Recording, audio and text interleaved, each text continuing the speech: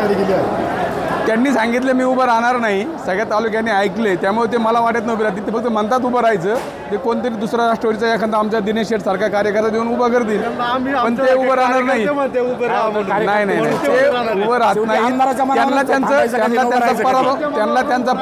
त्यांना त्यांचा पराभव दिसतोय, त्यामुळे ते उभं राहणार नाही 100%. काय नाही, ते फक्त गाजर दाखवले त्यांनी, ते काय होत नाही त्यांचं.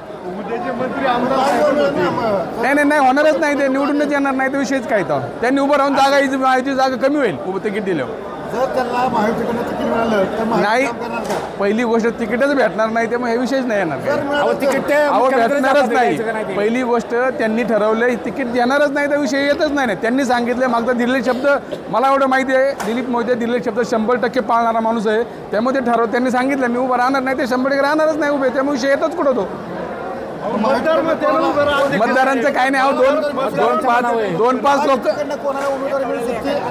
माहितीकडे भरपूर प्रबळ दावेदार आहेत, भरपूर लोक आहेत, भरपूर तरुण लोक आहेत, ती उभे राहतील आणि चांगल्या प्रकारे तालुक्याचा विकास करतील. आता ज्यांना तालुक्यात संधी दिली त्यांनी थांबावं आणि दिलेले शब्द पाळावं. आणि मला पण माहिती आहे, गॅरंटी येते 100% शब्द पाळतील भाऊ.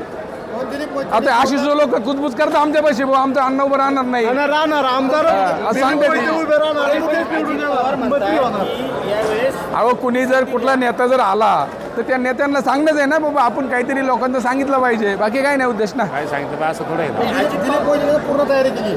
अहो ते बघा, त्यांनी तयारी करणं बघा, आमदार आहे मग त्यांना वाटतंच ना. ते अचानक ते म्हणतील बाबा मी नाही, आता मला कोणतरी उभं करा. मी दिलेले शब्द तालुक्यात जनतेला शब्द दिला आहे, मी मागच्या भावनिक कोण लोकांचं मतं मला लोकांनी दिली होती, पण आता मी काय उभं राहणार नाही. पण अजित पवारांची सभा झाली, अजित पवारांनी लाल दिवा देण्याचं एक आश्वासन दिले. अहो मागच्या 5 वर्षापूर्वी पण तोच शब्द होता, लाल दिवा कुठं दिला तेव्हा? 10 वर्षापूर्वी पण भाऊभूती शब्द होता दिनेश शेठ, त्यावेळेस पण नाही दिला. ते फक्त गाजर दाखवायचं काम केलं, बाकी काहीच केलं नाही. माहितीमध्ये जर आमदार झाला तर लाल दिवा मिळेल का? हे बघा, पहिली गोष्ट माहितीत आमदार झाल्यानंतर कुठला पण माणूस समजा 100% बघा तिकीट जर कापलं तर 100% माहितीचा आमदार होईल, हे 100%. नमस्कार, मी आमदार दिलीप मोहिते बोलतोय. खेड आळंदी विधानसभेच्या निवडणुकीच्या निमित्तानं उद्या 1 ऑक्टोबर रोजी मी उमेदवारी अर्ज दाखल करत आहे. माझ्या राजकीय जीवनातली ही शेवटची निवडणूक आहे. याकरता आपण सर्वजण मला सहकार्य कराल अशी अपेक्षा या निमित्ताने व्यक्त करतो. उद्या बहुसंख्येनं उमेदवारी अर्ज दाखल करण्याकरता आपण यावं.